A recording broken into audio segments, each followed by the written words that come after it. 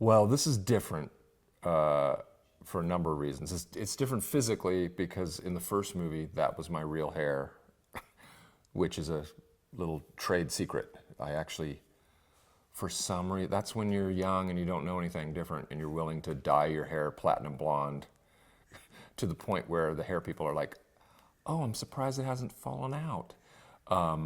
So yeah, so now, you know, I'm back I'm in a wig, and I'm sure I have the same answer as everyone else. It was strange at first, you know, to kind of get back into character, into the outfits, and then it becomes strange that it's not strange anymore. You just kind of get back into, you know, the way Mugatu kind of handles himself. I had forgotten how intense playing Mugatu is, because he's never relaxed. He's either in someone's face and, you know, usually screaming at someone because nothing's ever quite right. And there's a lot of anger because he's never respected to the level that he feels like he should be. But those are all, you know, such fun characteristics to get to play. In looking back, Ben gave me this great opportunity. I was, I think, in my second or third season on Saturday Night Live at the time, and I had done a few things in movies, but it was the first time I got to really kind of do a big, broad character that actually resonated with people, and so it's very meaningful to get to kind of come back and revisit Mugatu. We actually find him in fashion prison. He has been imprisoned for 10, 15 years for for attempting to assassinate the prime minister in the first movie, and he has he's very much in Silence of the Lambs mode, heavy security, and has been preparing for meeting Derek Zoolander, who is the only one he will grant an audience to, and of course quickly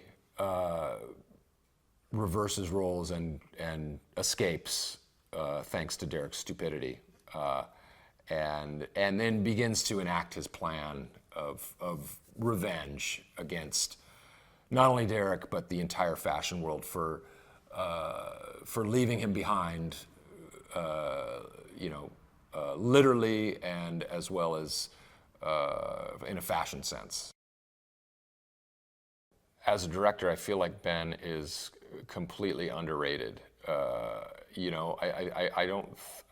know people know that he directs, but I don't think they realize how good a director he is. He's obviously completely focused, great with the actors in terms of keeping the momentum going, and has great ideas that he's, but at the same time, it really wants you to kind of just do whatever you want to do and whatever you feel comfortable with. And then, Ben has the same kind of, I think, commitment to character that I like to do, in terms of just throwing yourself totally into it. And our working styles are very similar. Owen and Ben are kind of perfect yin and yang in terms of the way they, not only personality-wise and the way they approach the work, but also the characters. Owen is very kind of loose and fluid, and where Ben is a little more like having to keep track of everything, and that's kind of a great kind of match. They work off each other really well. and yet they're both, Hansel and Derek Zoolander are both kind of two different types of stupid guys.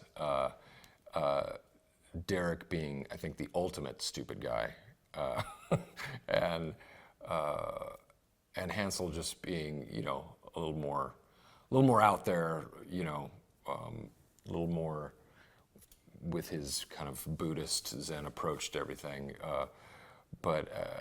Yeah, I think they're just kind of obviously they're a great combo because they continue to do things together. Kristen is an incredible talent, and she's so, she has these amazing kind of eclectic, bizarre choices that are, I don't know where they come from, and I don't know how she possibly thinks of these things, but they're brilliant. And every choice she makes, and I think she's hands down like one of my favorite comedians, like working today. And yeah, just really brilliant. Yeah. Well, it's going to be interesting because with the 15 years in between the movies, you're really gonna have more than ever a brand new audience seeing this for the first time. So I think Ben and has done just a great job with kind of obviously picking up where we left off from the first movie, kind of paying off where the story ended, and then for the most part has really just created this brand new story that's inventive.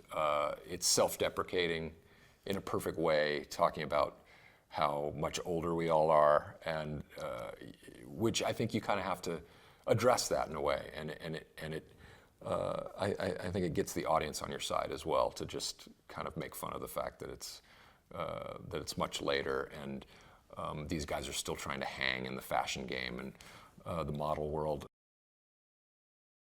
I think it's a much bigger story in scope than the first one in a way.